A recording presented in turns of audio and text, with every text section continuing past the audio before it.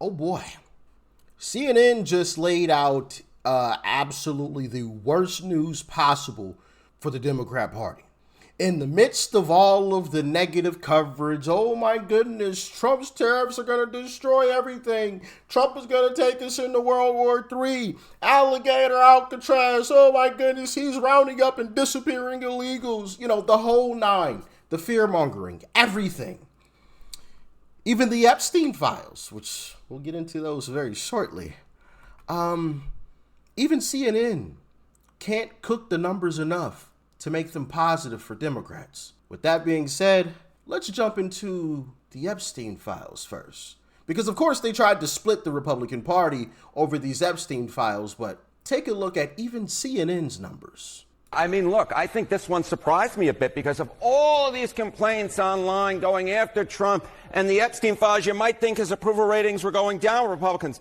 If anything, they're going up. Republicans who approve of Trump, look at our CNN poll. The prior one, 86%. The one out this week, 88% were Republicans. How about Quinnipiac? The prior poll, 87% approve of Republicans. This week out, 90% with Republicans. If anything, Donald Trump's approval rating has gone up since this whole Epstein saga started. He is at the apex, or close there too, in terms of his popularity with Republican voters, Epstein files, complaints, or not. You just proved that not everything online is real Yes, in real life.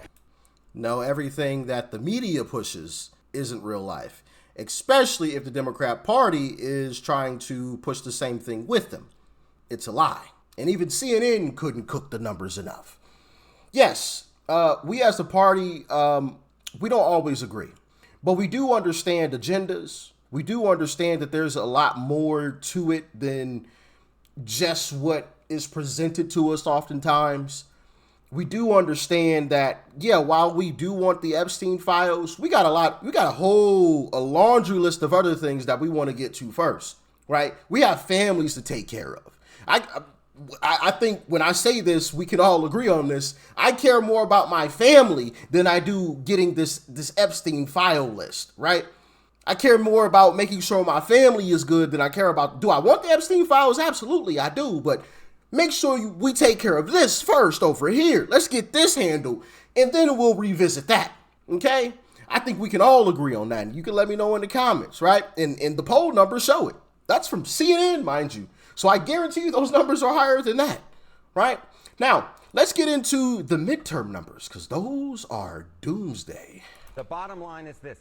Democrats are behind their 2006 and 2018 paces when it comes to the generic congressional ballot. What are we talking about here? All right, the Democrats versus the Republicans on the generic congressional ballot, the margins. Look at where we are now. Democrats are ahead, but by just 2 points. Look at where Democrats were already ahead by in 2017. They were behind by 7 points. How about 2005 on the generic congressional ballot? Ahead by 7 points, ahead by 7 points. And now they're only ahead by 2 points. Their lead is less than half of where it was in either 2017 or 2005 in July of those years, the year before the midterm election. Yes, Donald Trump may be unpopular, but Democrats have not come anywhere close to sealing the deal at this particular point. Yeah, wave looks very different. Yes. All right, this is the generic ballot test. This is when you test people in the generic question. Of course, the House races aren't generic. There are 435 of them. What happens when you go race by race? What happens when you go race by race? Well, it's the same idea. Okay, House seat ratings with a GOP president like back in 2005 and, of course, 2017. More net pickup seat chances. Well, last time around, look at that. Democrats were ahead by 33 seats. How about in 2005? Democrats were ahead by 7 seats. What's going on right now? It's actually Republicans. Republicans with more net pickup chances at plus 12, according to the Cook Political Report, when you add in the likelies, the leans, and the toss-up races. So it's not just on the generic ballot where Democrats are behind their 2017 and 2005 pace. It's actually when it comes seat by seat, you see that, at least at this particular point, Republicans actually have more net pickup opportunities. This doesn't look anything like those wave elections back in 2006 or 2018. If it doesn't look anything like those years, what does it look like? Okay, so what does it look like? Well, let's take a look back at the generic congressional ballot. What was going on in Ipsos in October of 2024? Democrats were ahead by 2 points. Look at where we are now. Democrats ahead by 2 points among registered voters. At this particular point, this election cycle looks a lot more like 2024 than it does than either 2018 or 2006. And so, of course, Republicans actually held onto the House back in 2024. Will it happen this time around? We'll just have to wait and see. But for anyone who's writing the Republican House's political obituaries, hold the phone. This is a reality check. Republicans are still very much in the game. And let me explain to you why this is going to be catastrophic for the Democrat Party. Because if the numbers are that bad for them now, when Trump is literally in the midst of trying to fix everything, things haven't even really taken a hold quite yet. All of the negotiations haven't finished, right? All of the deals haven't been quite completed yet. The big, beautiful bill hasn't really taken full effect yet. If your numbers are that bad now, just wait until all of the deals have been inked, right? All of the deals have been signed and delivered. Just wait until the big, beautiful bills, policies actually take hold. Just wait until things actually start really coming together. Just wait until people are sick of mainstream media lying about World War III, the economy going bad, like all of this negative stuff just never happening. Just wait until right before the midterms and people realize, wait, they've just continued to lie to us. None of this stuff has happened. Oh, and by the way, gas prices have continued to drop. The economy is booming. The stock market is hitting another record high. Oh my goodness. Like the tariffs have been negotiated. We got the deals that we wanted. Oh, you think it's bad now? It's going to be real ugly right before the midterms. And that's why I say that plus 12, it could get a lot worse than that. Now, we shouldn't get comfortable. We should never relax, right? But that number could be a lot worse come the midterms. If it's there now, yeah. And as a matter of fact, Trump already has plans to try to make that number even better. You know, the good old state of Texas. Yeah, Trump has talked to the GOP in Texas, and let me show you what he's thinking about trying to do.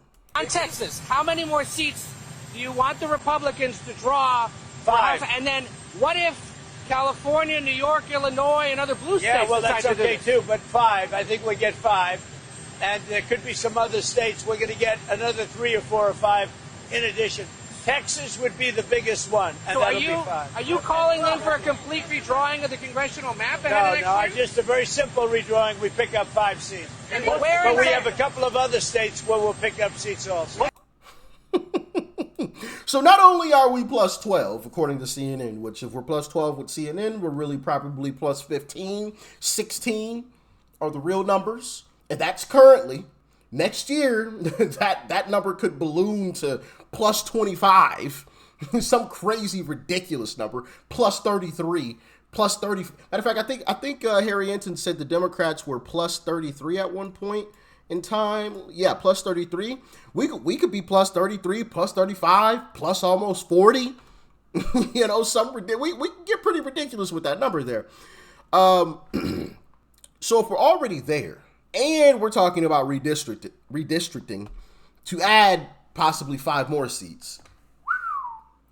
Yep, it could get ugly, but let me show y'all Scott Jennings absolutely dropping the mic on Abby Phillips because, of course, mainstream media and Democrats are crying over this, even though Democrats do this all the time.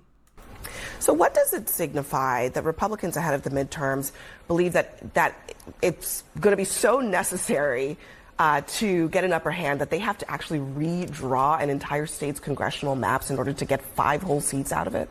Oh, probably the same thing that it signifies when they did it in Illinois and got a 14-3 delegation for D's.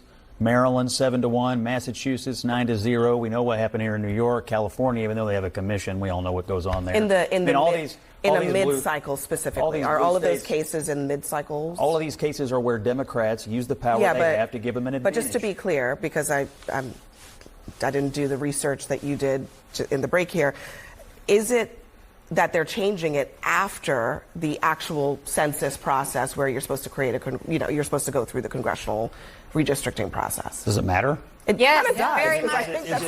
I think that's the whole point. So it's is okay that, for Democrats No, to I mean, lopside look, these states 9-0 in Massachusetts. Here's what I will say about this. Yeah, right. It's okay for Democrats to redistrict, 9-0 in Massachusetts. 9-0. I believe Illinois, what do you say? Illinois was 7-2? Cycles. All of these cases are where Democrats, probably the same thing that it signifies when they did it in Illinois and got a 14-3 delegation. 14-3. You kidding me? 14-3? Bro, what? Illinois, as far as I know, is mostly a red state. The only deep blue area is Chicago, right? I believe there is another spot lower in further south in Illinois, but most of Illinois, if you look at it, it is mostly red. But you managed to get a 14-3? How does that work when most of your state is red? So it's cool when they do it, but it's a problem if we do it. You can't make this stuff up, man. You really can't. You really can't. The Democrats are absolutely cooked. They are cooked. I mean, this could possibly turn out to be a midterms for the history books. Because not only will we be getting rid of some rhinos, which we're going to be talking about that as we get closer to the midterms, because we got some people that need to go. John Cornyn, right? Ken Paxton, I believe, is running against John Cornyn. I like Ken Paxton a whole lot more than John Cornyn. We got to get John Cornyn out of there. Susan Collins. That may be a little more difficult, but we should definitely attempt to get her up out of there. Mitch McConnell, we need a Mitch McConnell replacement. There are some folks who are running. I do not want the what's the black gentleman's name? Crap, I believe he used to be the AG in Kentucky as well. I cannot think of his name right now off the top of my head, but I do not want him. He seems like a Mitch McConnell light, somebody who Mitch McConnell groomed. Guarantee you Mitch McConnell is going to back him when it comes time if he already hasn't. But like I said, we'll discuss more of that as we get closer to the midterms, but I do not want that black gentleman in there. It's somebody else, which I've seen some good folks. There's a black gentleman running against Jasmine Ghetto Crockett. Now, I know that's a Democrat seat, but that's a seat we could possibly flip even without the redistricting. And some other things as well. So not only will we be getting rid of the rhinos in the party, but we'll be adding more seats as well by taking over some Democrat seats. One being hopefully Jasmine Ghetto Crockett in Texas, which she cried about that whole situation, the possible redistricting as well. I think I have the clip of it somewhere. Yes, I do. I'll play part of that here. Happen if they gerrymander? Can you talk on that? Thank you. Yeah, so first of all, it hasn't quite been said clearly that Texas has always been found to be intentionally discriminatory.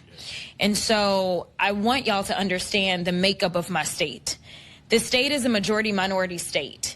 And what this legislature historically has done is what they plan to do again, is to dilute the voices of people of color in order to make sure that they can get to where they're trying to go.